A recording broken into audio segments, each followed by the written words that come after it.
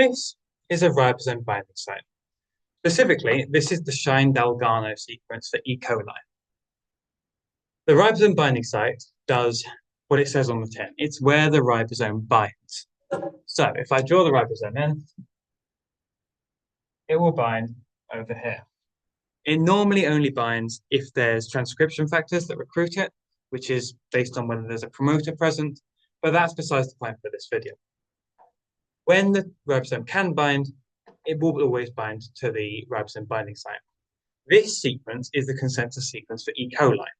There are a number of different sequences. The consensus sequence for bacteria is AGG. And for eukaryotes, it's called the Kozak sequence, and it's something completely different. But in whatever case, there has to be this.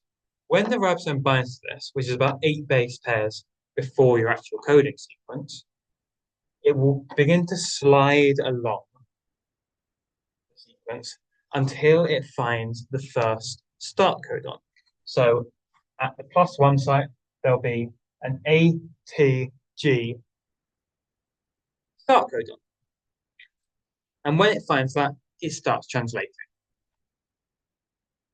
You can manipulate RBSs to change the strength of expression.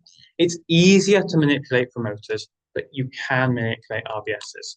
So for example, if I change this G, which is a purine, so quite big, to an A,